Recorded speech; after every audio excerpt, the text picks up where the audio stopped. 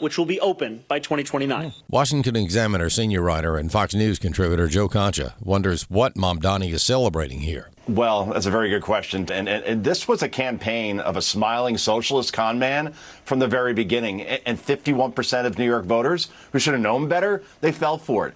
These city-run stores are already projected to cost twice as much as Zohran Mamdani first promised. If they're projected at X now, by the time they're done, it'll probably be double and triple that. And now he's saying that the first of 5 stores won't open until 2029.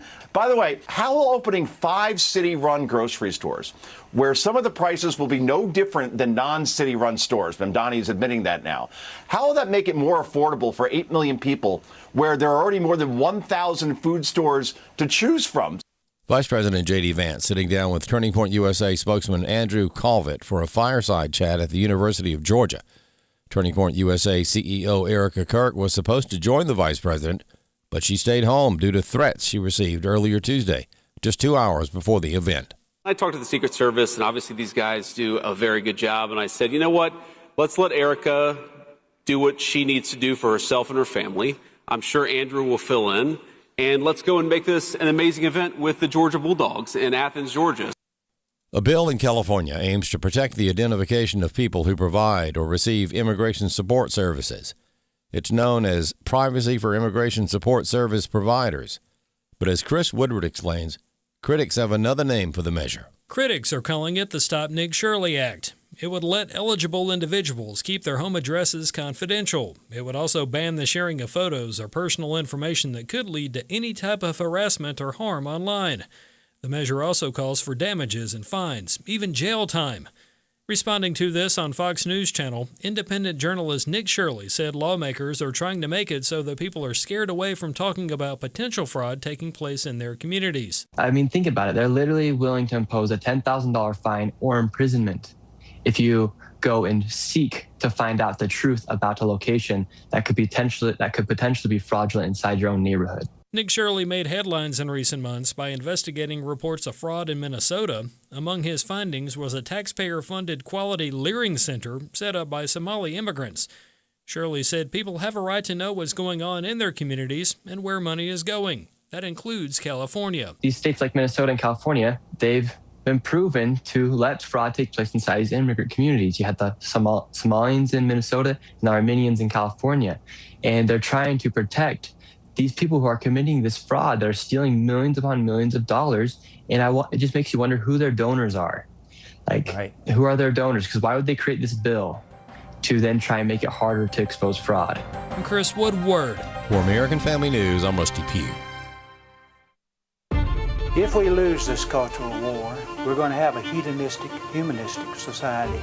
Discover the story of the culture warrior Don Wildman and how he went head-to-head with Hollywood, Playboy, the homosexual agenda, and the Disney empire. The movement Don started paved the way for Christians to boldly stand for truth and righteousness in a hostile culture. Watch Culture Warrior today for free. Visit culturewarrior.movie. Funny how you spend so much time planning and preparing for the future, working to fulfill your dreams, achieve your goals. Then one day something changes, and you find yourself thinking about what you'll leave behind. Is your legacy secure? Maybe you heard about charitable giving at some point, but never gave it much thought until now. Does it really make a difference? And how does it work? That's where AFA Foundation can help. AFA is a donor-supported ministry, and charitable giving is a great way to help us fulfill the Great Commission and protect families for generations to come. Whether you know about things like charitable gift annuities, bequests, trusts, and wills, or not, AFA Foundation will not only provide in-depth answers to your questions, we'll even help you set everything up. Why not get started today? Take some time to visit afafoundation.net and learn how you can make a lasting legacy. afafoundation.net. Jenna Ellis in the morning on American Family Radio. I love talking about the things of God because of truth and the biblical worldview. The U.S. Constitution obligates our government to preserve and protect the rights that our founders recognized come from God, our Creator, not our government. I believe that Scripture in the Bible is very clear that God is the one that raised up each of you, and God has allowed us to be brought here to this specific moment in time. This is Jenna Ellis in the morning. Good morning. It is Wednesday, April 15th, and several major legal headlines. Yesterday, breaking in a 2-1 vote, a D.C. Circuit panel issued an extraordinary writ of mandamus ordering Judge Boasberg, remember him, the rogue judge that is just very anti-Trump, but the D.C. Circuit panel ordered Judge Boasberg to terminate his criminal contempt probe into the Trump administration's transfer of alleged Tren de Aragua members to El Salvador. Remember that whole scenario back when that was kind of a bigger deal last year? And so the panel holds that the TRO did not, or the temporary restraining order did not clearly bar transferring custody abroad, making contempt legally untenable, and warns the inquiry improperly intruded into high-level executive national security decision-making. That coming from SCOTUS Wire on X. And you can read the full ruling there, and the order is actually pretty short. It's just one page, but the opinion then goes down further. There's an opinion by the circuit court judge, a concurring opinion, and then the one dissent. But let's welcome in Gerard Filitti, who is an attorney at the Lawfare Project. And Gerard, this is a really good thing, I think, a smackdown for the overreaching of Judge Boasberg. He had tried to have a plane carrying some of these Tren de Aragua members actually turn around when it was over international waters, as if his jurisdiction and his authority reached that far. This, I think, is a good decision. But even more importantly, I mean, it should come with some consequences for Boasberg. Well, that's absolutely right. It should come with consequences, especially when you actually read the opinion. It goes into pretty good detail about how Boasberg seems to be engaging on a personal crusade against the administration, taking things well above what a normal case would entail, and going far and beyond in an effort to discover everything it can about the government's action and find it at fault, well beyond what's permitted by law, well beyond what's permitted by the judiciary, well beyond what is permitted in any normal case. So I think when you see how detailed this opinion is about Boasberg really stepping outside the bounds, you have to wonder what the consequences are going to be. And here it may not be enough just to have a slap on the wrist in an opinion. It may be that we are talking about the impeachment of a federal judge. And we should be. And I think that's exactly the consequence that needs to be handed down. And, you know, Congress seems to be focused on a lot of other things, including potential expulsion of 2 remaining members that didn't just go ahead and resign. But this is something that if all sides were looking at this fairly, they wouldn't want a politically motivated judiciary and would understand the really alarming danger of having someone like Boasberg on the bench. And so how likely do you think it is that at least a Republican member would file impeachment paperwork? I think we're getting to the point where it's very likely. Of course, as you pointed out, we have a Congress that's distracted by quite a few other things right now, including passing a budget to fund TSA, and the misconduct of several members that have the gall to continue trying to stay in office. But at the end of the day, this is an issue that's gotten so serious, the abuse of the judiciary by judges, that it needs to be taken seriously. There need to be consequences. It does need to happen in order for it to serve as a warning to judges that they need to actually follow the law and not make it up as they go along. Yeah, absolutely. And this is very different in terms of what the opinion said and the overall posture of this case and what Judge Boasberg actually did.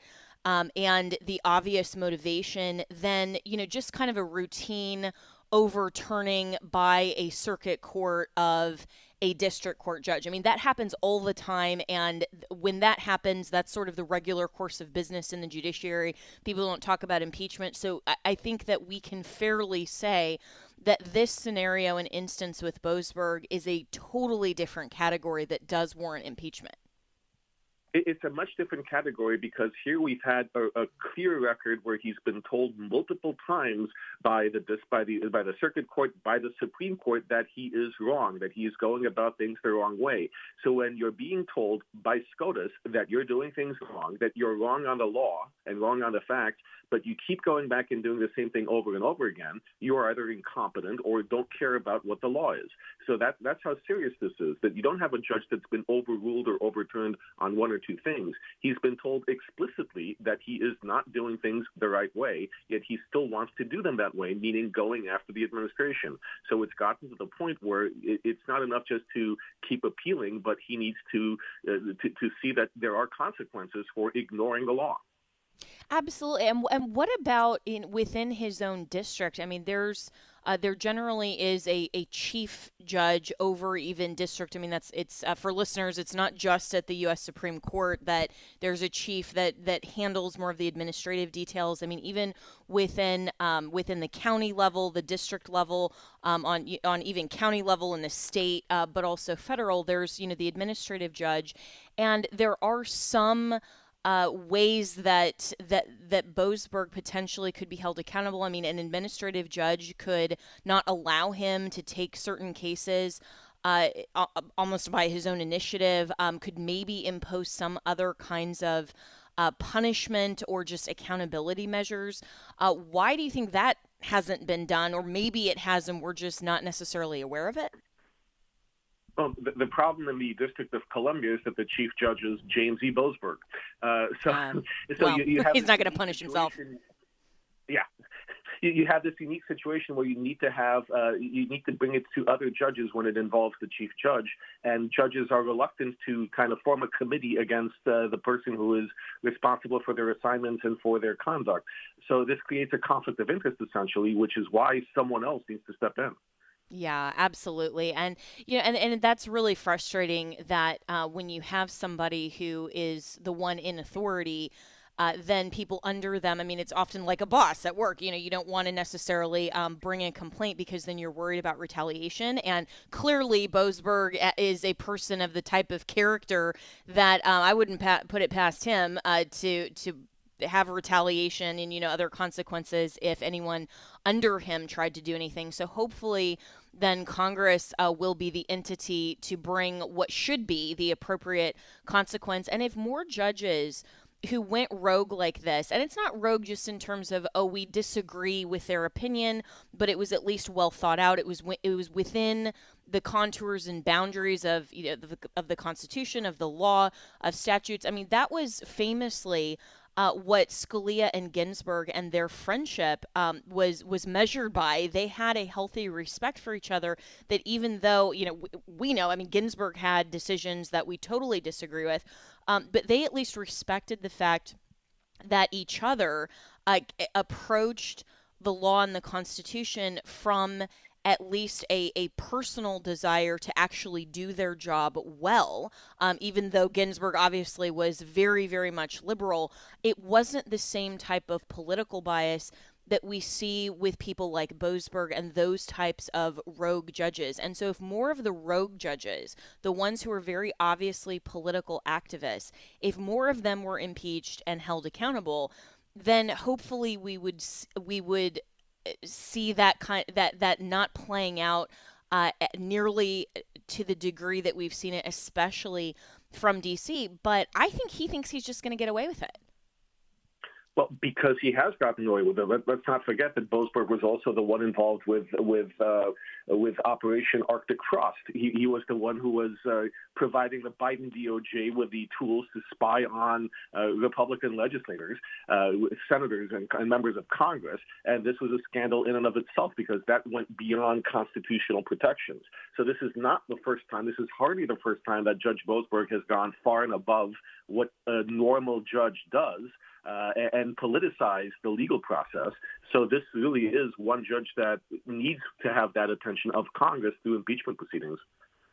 Yeah, well, and speaking of political activism that belongs nowhere in proceedings, there was also a headline yesterday from the New York Post that the Biden DOJ weaponized federal law to prosecute pro-lifers and give them longer prison sentences. This really isn't a headline. We've all known this for a while and for a long time, but the Department of Justice under former President Joe Biden withheld evidence and approved aggressive arrest tactics when targeting pro-life defendants and then slapped them with longer prison sentences than pro-abortion ones, according to an explosive internal review released yesterday. So the DOJ revealed the stunning abuses in a nearly 900-page report after examining more than 700,000 records related to the Biden administration's prosecutions under the FACE Act. And this, when we're looking at the Biden DOJ being found to have engaged multiple times, I mean, this was a pattern in the biased enforcement of law and politically targeting their opponents with harsher sentences and over prosecutions and basically lawfare. This is yet another example of government actors that need to be held accountable. All of these attorneys that were involved in this, in my opinion, should be disbarred. I think you're right, and we are seeing the imposition of some consequences. We've seen some firings, and we can expect more. At the end of the day, this is textbook institutional capture. This is the machinery of the federal prosecution of being deployed not against conduct, but against a disfavored political and religious class. So this is not what the application of law is supposed to be. You're not targeting enemies of something that you don't believe in.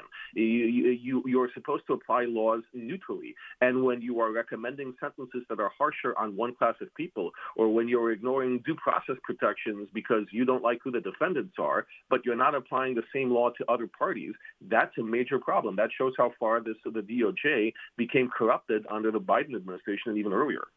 Oh, yeah. And I think it was much earlier. I mean, when we've seen the lawfare getting progressively worse. I mean, obviously during the Biden administration, the targeting of their political opponents, which included Christians, pro-lifers, Trump, any of his associates, any of his supporters. I mean, basically anyone who wasn't a flaming liberal, they wanted to and targeted. And yet, if there's no accountability here, I mean, if all we get is this 900-page report and, people talk about it for a day and they say, oh, this is terrible, but then America sort of moves on, that does not bode well for a future DOJ under potentially a Democrat administration if Democrats win in 2028, because they've already signaled very clearly. I mean, they're open about it. It's not just a signal. They're literally saying that they want to take revenge and vengeance on Trump and his associates and basically everyone who disagrees with them. So this is already something that they're planning to do again if they get into power. So what might actually deter them from that path? I mean, it seems like there's not accountability, but even if there is accountability, would that deter Democrats, do you think, if they get in power? I think the two things that might deter Democrats when they get in power is imposing consequences on the conduct that we've seen now and cleaning up the DOJ as much as possible before there is a change in administration.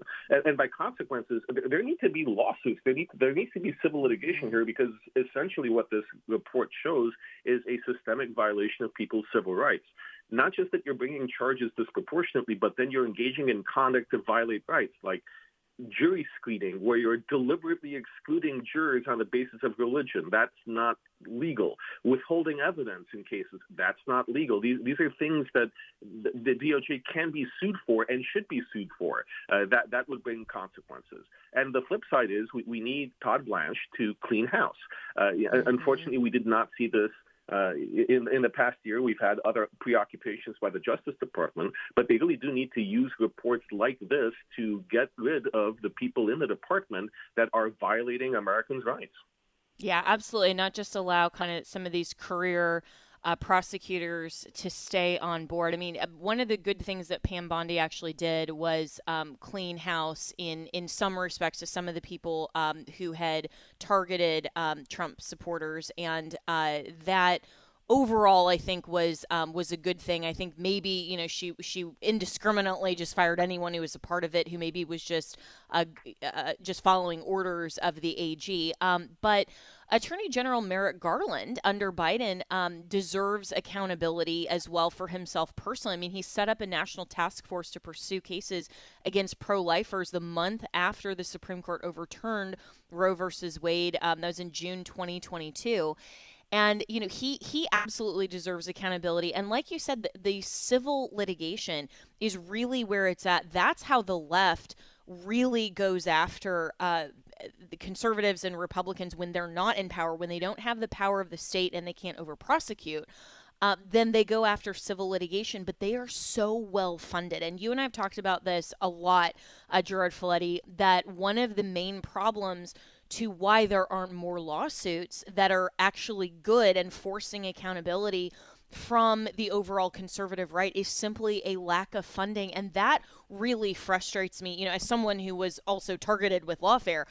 That really frustrates me because when you're looking at accountability, civil litigation is incredibly expensive. And then especially after the individual's already gone through having to defend, a criminal case potentially, or other things in terms of lawfare, it's just so expensive that we often don't have the resources on the right overall to mount these types of challenges. We don't have the resources. We need to start doing what the left has done for so long, which is relying on people. Well, they rely on people like Soros or the Ford Foundation or any other number of left-wing think tanks to raise money and fund them. We need to start coalescing on the right to do the same. And at the same time, we also need to give people the knowledge about what these organizations are that will support them, because oftentimes when people are looking for help, when they do have, even if they have the means to engage in civil action, they don't know who's available to help them because everything is so politicized. You only hear about what the left does. You don't really hear about the good organizations on the right who are fighting. Yeah, well said. And we've got to take a break here, but Gerard Filitti, really appreciate it. And it's so true. I mean, I get emails from listeners all the time, or, after I go and speak places, and people are asking who can help me with, this particular situation. And often there isn't a solution because it's such a narrow type of topic that it's not something that falls within the wheelhouse of certain more notable conservative legal outfits and organizations. And that just speaks, literally, it just speaks to the lack of funding. And I agree that Christians and conservatives overall do need to coalesce and have a better funding available for some of these things, because we can affect a lot of the outcomes and force accountability through the judiciary if we had more resources, just bottom line. But always appreciate Gerard Filitti. You can follow him on X, and we will be right back with more.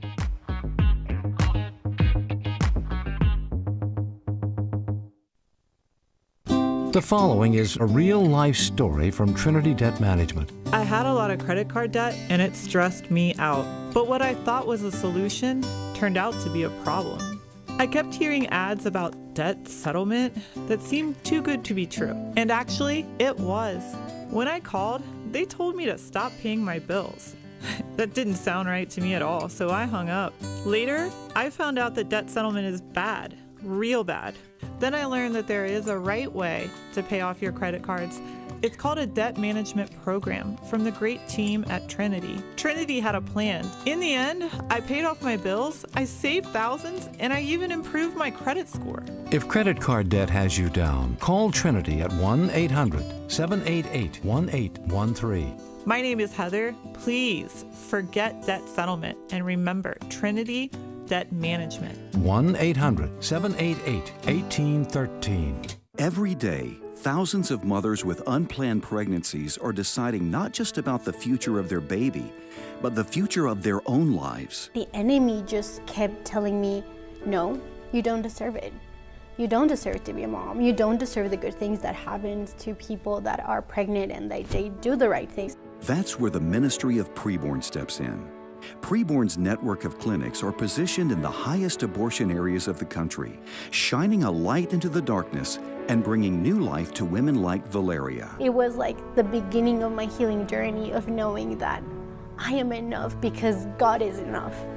When I saw my baby, And when I heard her heartbeat, I just knew. To learn more about Preborn's life-saving work, call pound 250 and say the keyword baby.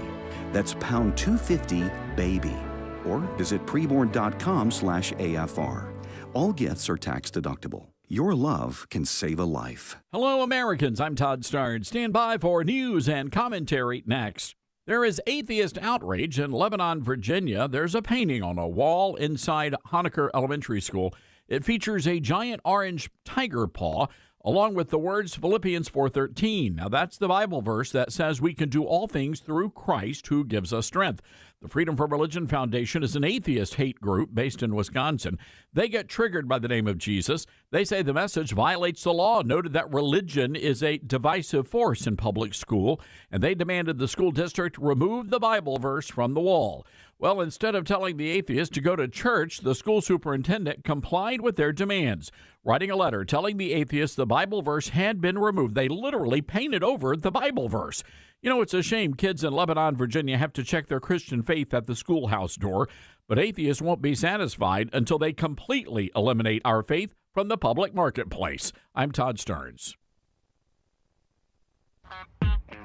Welcome back to Jenna Ellis in the Morning on American Family Radio.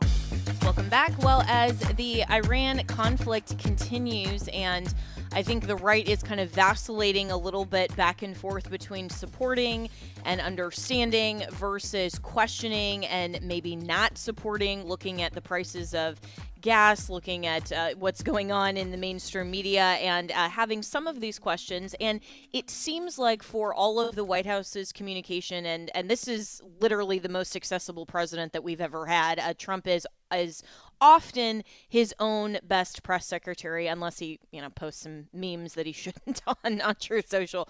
But he really is, and he likes to explain what's going on and even over-explain. But even then, some on the conservative right still have some of these questions. But my good friend Dinesh D'Souza, who hosts a show Dinesh, also a podcast on the Salem Podcast Network as well, had a really great episode yesterday titled The Real Estate President. And his argument is that Trump's foreign policy confuses the left and the right because we expect him to be ideological. Dinesh says, I argue that the key to understanding Trump is that he's our first real estate president. So Dinesh D'Souza joins me now and expand on that argument, because I found it pretty fascinating. Jenna, many people said when Trump was first elected, we want a businessman and not a politician. And that's what we got. But not any kind of businessman. Trump, of course, was not a high-tech mogul. He was a builder, a real estate guy. And I argue that a lot of the things that he says and does can be understood from this kind of real estate framework. So Trump will say something like, gee, Gaza could be a Riviera, which from a political point of view is a little bit of a strange thing to say. But look at a real estate guy. Just looking at Gaza, it's a beautiful spot. It's on the water. It's rubble. And the real estate mind goes, I see, buildings, clean streets, coffee shops, maybe a Trump hotel. So the real estate mind is one that looks at the world in terms of building, construction, prosperity, and trade. And I think if we look at Trump's actions in Iran, in Venezuela, you can see that his main goal isn't even, to free the people there, to create democracy, to create even a framework for immediate elections. No, it is basically to secure the real estate and prosperity and open up the sea lanes, open up the markets, create a framework for, you can call it the American. It's almost like America's one giant corporation, America Inc. or America LLC, and Trump is like the CEO, and he's looking to expand the power and influence and prosperity of his own piece of real estate. And, I think that is a very apt description and tracks totally with what I observed up close working for him during his first administration, when he was so focused on trade and manufacturing and, bringing all of that back to the shores of America instead of putting that out and putting that out into the other countries, and really wanting to be genuinely America first. I mean, that's what that whole model and that whole slogan actually means. And he's even said things in the context of public negotiations with the Iranian regime and some others. You could be the best, biggest, most beautiful, prosperous country ever. He said that to some of these other Arab nations. And it's like he has this mentality that all of these other Middle Eastern countries want to be America, and they want to be prosperous and, at the end of the day, capitalist like America. Do you think that there is a little bit of danger in that assumption, though, when you're talking about a terrorist regime that I'm not sure that Iran and at least the leaders that were killed really cared at all about freedom and prosperity and real estate as much as they ultimately care just about power and domination and their own separate goals? I mean, they clearly didn't care about their people in the same way that Trump cares about Americans. Well, the kind of real estate mindset, acknowledges that there are people in the world who want to blow things up, terrorize people, and you can almost call it disrupt the smooth commercial operations of the world. And Trump's point is, how do I figure out how to checkmate those people? So Iran puts a big sort of circle around the Strait of Hormuz, and they go like, okay, nobody in, nobody out. And Trump goes, okay, I'll make another circle around your circle, and I'll control who goes in and who goes out. So that is Trump basically using power. You can almost look at the military as a kind of security force for a real estate empire. And Trump sees it that way. You have to understand Trump. You have to pick things that Trump says or does that nobody else would do. So Trump is talking to the U.S. generals, and he says, why are we blowing up these Iranian ships? He goes, a ship is really valuable. Why don't we just capture it, sell it, use it ourselves? Now think of it. Jenna, as well as I do, no other president thinks like this. They would never think, why don't we just acquire these ships?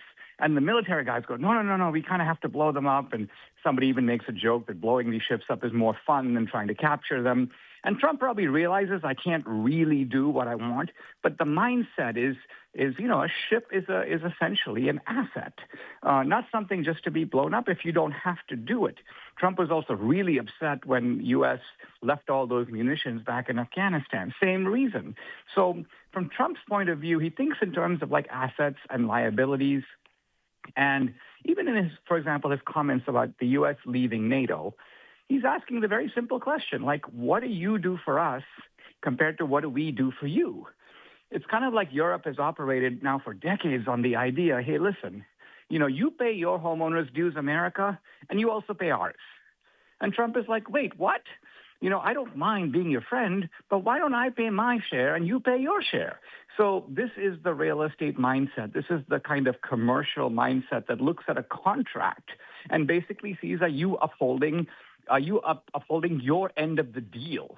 I think if you see Trump in this light, you begin to understand him more clearly. It's not, by the way, some people say, it's art of a deal. No, what they mean by art of the deal is Trump, he makes an outrageous proposition and then backs down and takes a kind of middle position that is still better for him. I'm not talking about Trump's negotiating style. I'm talking about the way he sees the world.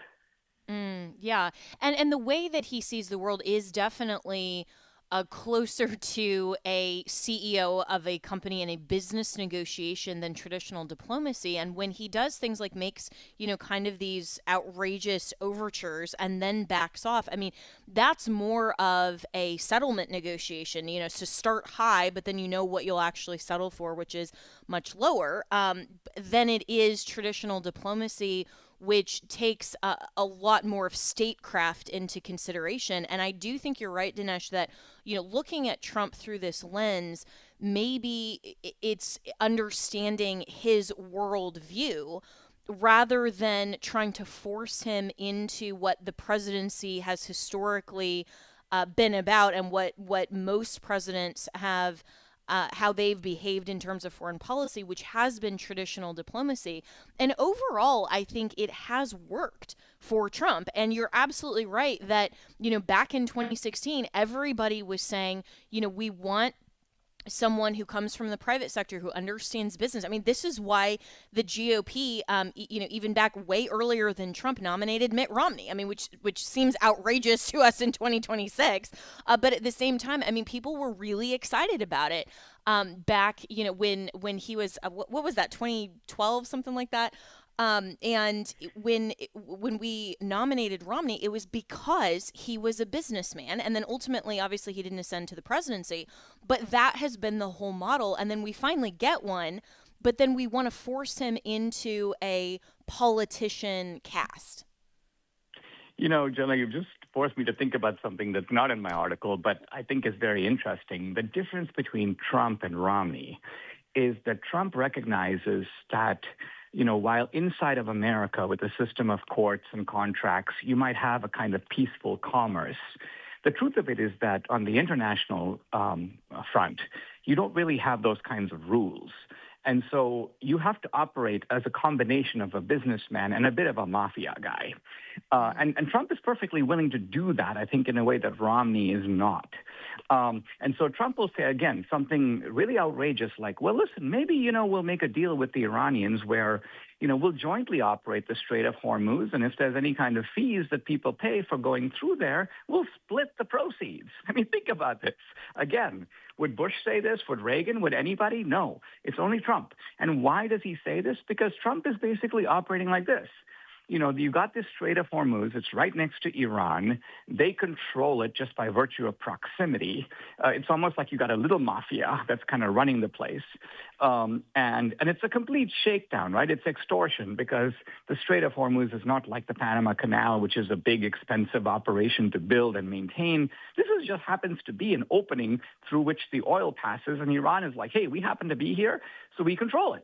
So Trump's point of view is like, okay, well, you're the small mafia. Well, there's a big mafia in town. There's a big sheriff in town. That's us. So if you want to cut a deal, we want in on your deal. Pure real estate way of thinking. He's looking at it not ideologically. He's like, oh, I might even be able to make a deal with these crazy mullahs to split the proceeds of the Strait of Hormuz. That is a commercial transactional mentality. 100%. And I even during the whole media focus on Trump's post saying, we may end up destroying a civilization, and everybody was, kind of freaking out about that.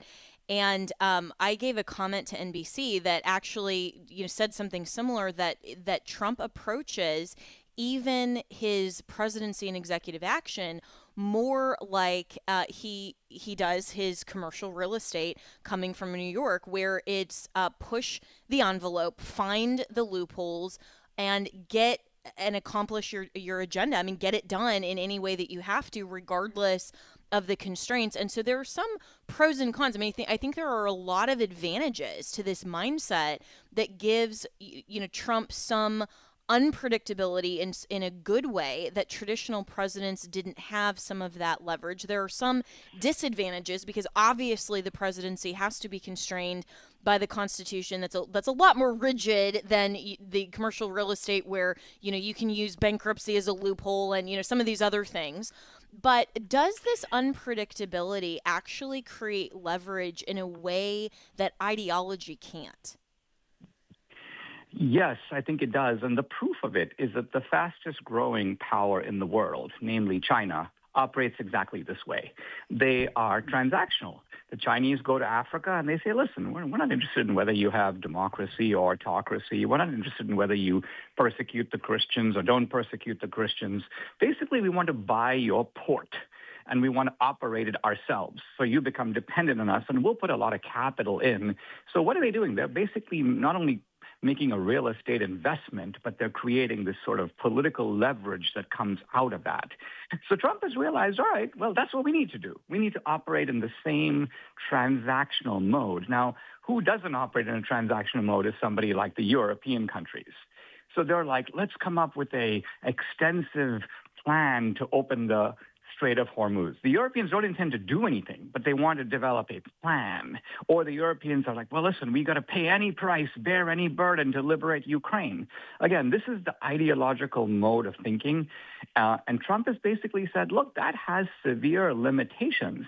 That's the way we've done it before. And there might be a better way to do it. Our main rival, China, is in fact doing it that way. So, the United States has been going down to these African countries and basically saying, stand with us if you believe in democracy. And the Chinese go, stand with us and we'll give you $500 million. And the Africans go, I think we'll take the $500 million. So Trump's recognized the effectiveness of the transactional approach, and I think it's natural to him, and he is deploying it effectively. But many people on the right don't understand this. This is why there's a lot of confusion about Trump, not just from the left, like he's nuts, we need to do the 25th Amendment, but there's also a lot of bewilderment on the right. Like, why is Trump saying this? Why is he doing that? I think this framework can help people understand what he's doing and why. Yeah, and I think that this provides more clarity, because if you expect someone to operate from a particular framework and from a particular premise and they're not, then it's very confusing. But if you understand their worldview and the way that they operate, then you can start to predict their actions and at least make sense of their actions because you understand the worldview that they come from. So if Trump is the real estate president, and if this is more of the model, and I think that it is, that he is using, all of this to his advantage, then in true real estate lingo, I think the bottom line question is, for winning, which we know that that's ultimately what he wants, is to prevail. What do you think is the price he's willing to pay? Well, I think his goal is to build the United States, let's call it real estate empire. And I don't mean by empire, I don't mean like the British Empire, go to India and stay there and rule it for 200 years. I mean an empire in the sense of, think of all the great families that kind of built America. They built the Midwest, they built Manhattan, they built Seattle. And what do? They focused on land, but not just land. They focused on buildings. They focused on acquiring things. They focused on keeping commercial dealings with the people around them so that valuable, furs and the railroad goes through, and all kinds of ways to build the prosperity of your sort of piece of real estate. And Trump looks at the world that way, but his goal is to strengthen the real estate. And by real estate, I mean the possessions and power of the United States of America. That is sort of his domain, and I think he's very fiercely protective of it. And just as you said earlier, this is what he means by America first. Yeah, well said. Well, we've got to take a break here, but Dinesh D'Souza, really appreciate it. And what a fascinating conversation on Iran that deals with more of Trump's view and his posture and maybe making sense of all of this rather than just from the traditional either military view, the traditional foreign policy view, or, all of these ways that a lot of the mainstream media is either trying to make sense of it or they're trying intentionally to confuse it and, to have people not support Trump. But I think you're absolutely right and you're spot on. I mean, this is exactly what I observed through Trump's first term as well, is that he's very transactional, very much the real estate mind that he brings to D.C. And Dinesh, you're absolutely right. This is what the American people actually voted for. So maybe we're seeing this finally play out in real time. But appreciate it. You can follow Dinesh on X and also follow his show, Dinesh. We will be right back with you.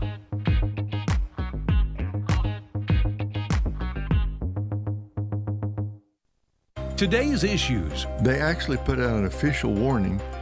Watch for falling iguanas. Here in Florida, when it gets below 50 degrees, the iguanas, they kind of freeze up, they go numb, and they fall out of the trees. Well, Ray has been disconnected, so it may have been a fallen iguana. Today's issues, weekday mornings at 11 Eastern, 10 Central on American Family Radio. From ABCs to 1-2-3s, songs help children learn and remember. So, when you pair music with scripture, kids begin to remember better, the most important thing of all.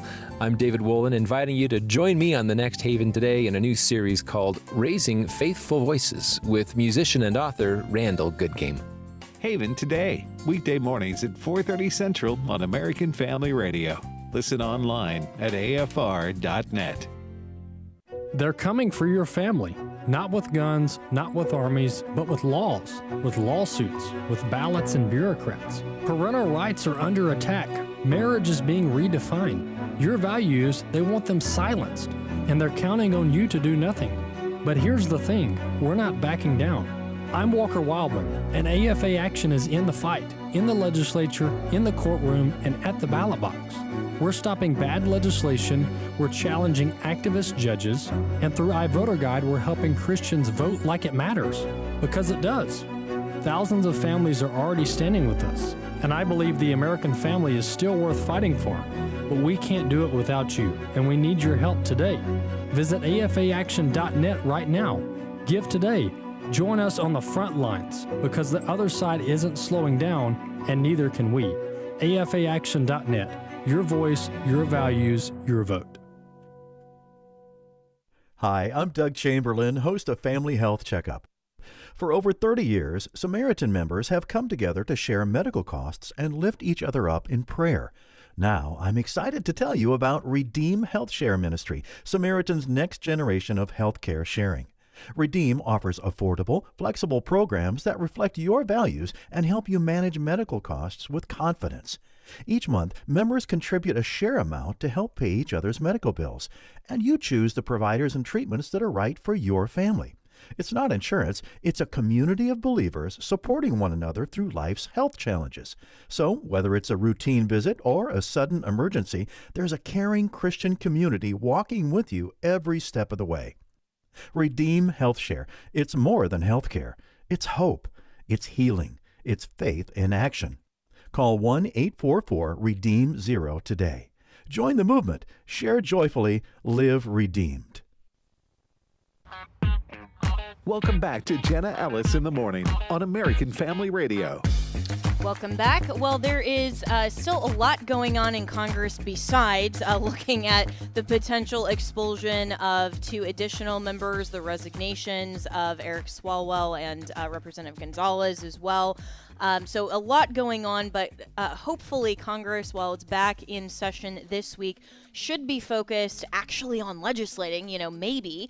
But Politico is talking about Representative Salazar's Dignity Act, which is sparking major backlash among the MAGA wing of the Republican Party. And of course, immigration has been a huge hot topic, as it should be, with Trump's agenda for mass deportations. Everyone looking at, the fraud, the Somali fraud that has been going on in Minnesota, with all of the violent offenders and, everything that has gone on. It seems like Congress should be able to get it together to actually legislate, because this is one of the areas that the Constitution actually explicitly, textually provides that subject matter to Congress. And Congress is the one that needs to act. And this is why in the whole birthright citizenship debate at the Supreme Court, a lot of people are thinking that the Supreme Court, even if they agree with Trump's argument against birthright citizenship, may be uncomfortable with the rule coming from the executive rather than Congress. And so how could Congress cure this very easily? Well, just legislate. But there's so much that's going on, even among Republicans that are debating this. Can we really find a solution here? Well, let's welcome in Congressman Brandon Gill from the great state of Texas. And, where is Congress at in the whole immigration debate overall? Well, thanks for having me, Jenna. We started off strong, I think, at the beginning of this Congress. We got the big, beautiful bill passed, which provided over $100 billion for border security, build the wall, infrastructure for deportations, river barriers, 10,000 new ICE agents, all of the things that we ran on. But more recently, we've had 2 different things that we've been dealing with. One of them was, as you mentioned, the Dignidad Act. It's not the Dignity Act per the bill of the text. It's actually the Dignidad Act. It's written in a foreign language because it's a bill that benefits foreigners at the expense of American citizens.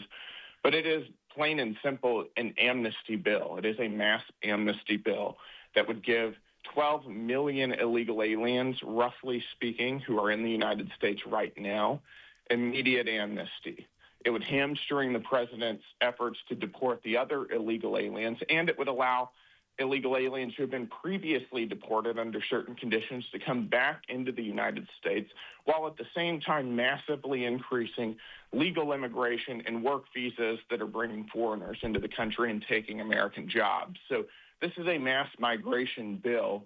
It's something that has been promoted by a couple of my different of my dear colleagues here on the Republican side, and it's something that I think the American people vehemently rejected last election cycle, and we ought to as well. Yeah, absolutely. And I think that was very clear in the overall Trump mandate. And the right and the base and everyone who elected Trump, and also this trifecta, the majority, the Republican majority in the House and the Senate, to say that, this is something that we want solutions for. And it seems like some Republicans, including Salazar, are kind of going along with the antiquated sort of GOP mindset that only illegal immigration is bad, but legal immigration we should be all for. And so we should try to provide more pathways to amnesty, to a pathway to citizenship, all of these things that I think the American people have very clearly rejected. Yeah, that's right. And, the idea that somebody can come into the country illegally and then either Biden or Congress can just magically grant them legal status and all of a sudden everything is okay.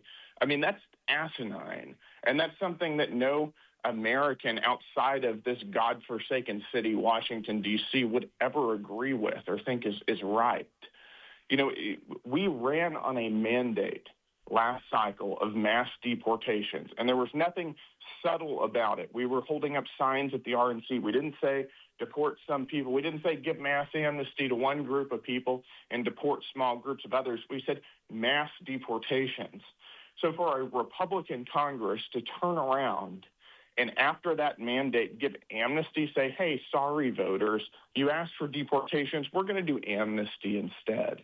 That would be such a massive betrayal. It would be absolutely unforgivable. And I think it would make the GOP unelectable for a decade because it's such a huge betrayal. You cannot say one thing. You cannot make one thing the central thesis of an entire election and then turn around and do the exact opposite and expect voters to forgive you for that. So that's why I've been so adamantly opposed to this. One, that the policy itself is horrible for our country. But two, politically, for the Republican Party, this will kill our party. And I think we need to make sure that Congress and everybody up here is aware of that. Yeah, and I think, not just killing the party, but also the country. We won't have a country left if we keep importing our demise. And so I think you're absolutely right, Congressman Gill, that the voters and the base expect not just campaign promises, but actual then elected follow through. And so, the midterms are coming up. And there's been talk here in Florida because Representative Salazar, of course, is from a district close to Miami, and talking about how the primaries here aren't until August 18th, so there's still time to go and primary her out, and there's a lot of talk about that. I wish that more things like that would happen, so that people who are pushing amnesty or who are pushing all of these other quote unquote solutions that are so outside of what the GOP wholly as a whole ran on and what Trump ran on in 2024, that the GOP would actually get it together and say, okay, wait a minute, maybe we need to actually push forward to America first. But to your point that, voters are frustrated, what's the solution then before November so that it isn't just this sense of, well, I don't want crazy liberals to get in office, so I obviously have to vote for the lesser of two evils, but we're kind of tired of that. That's exactly right. And this is something that I've been trying to make the case very aggressively internally within Congress to my colleagues is that whenever we go to voters in the midterm cycle and we ask them to vote Republican, we cannot simply say Democrats are bad. We have to give something affirmatively for voters to vote for. It can't just be they're bad. It has to be we are good, and here's why. Here's what we have done. Like I said, we did a big tax bill last year that was huge, with border security, welfare reform, repealed the Green New Deal, all kinds of great conservative policies along with the tax cuts. But we've got to do more. And that's something that we have to realize is that voters put us here for a reason, and it's not just to stop Democrats from holding the seats that Republicans have. It's because they want border security. They want deportations. They want us to cut, insane wasteful spending that we've been identifying with DOJ. And it's our job to do that. If we do that, I think that we'll be in good shape in the midterms. But if we don't, it gets harder and harder and harder to go back to voters and ask for their votes. But listen, the biggest thing people can do is just stay aware of what's going on in Congress right now. I mean, we've got another bill that we're going to be voting on tomorrow. And we're voting on this because 4 Republicans teamed up with everybody on the Democrat side to force what's called a discharge petition, which bypasses Republican leadership and forces a bill to the floor for a vote. That bill would essentially give mass amnesty to Haitian illegal aliens. And Haitians who came into the country illegally. It would extend what's called temporary protective status. That's another thing that we're going to be dealing with. So there's a lot here. There's a lot of bad bills that we've got to kill. But we need people engaged to know who's fighting them. Yeah, absolutely. And where can people go as kind of a, one-stop shop? I mean, I know this is why I follow you on X, and I encourage everyone to follow Congressman Brandon Gill, because you post, a lot of really important information, and I appreciate that. But how can people stay best informed when obviously, the mainstream media isn't going to be telling them this? Well, by listening to shows like the Jenna Ellis show.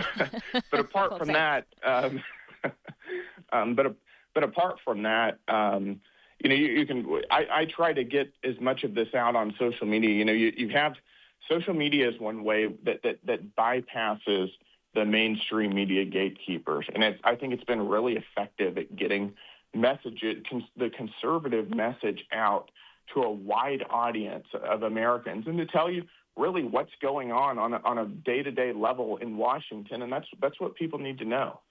Yeah, absolutely. And we also need to know, who is voting for these things, and, those Republicans that are now going over and helping the Democrats. I mean, it's bad enough that we're not getting good bills passed. It's even worse that Republicans have to kill bad legislation when you're in the majority. So this is so frustrating, but this is also why the midterms absolutely matter. And for everybody who is just like me, really discouraged at all of this, we can't give up hope. We can't just turn in the towel and say, well, I'm going to sit at home.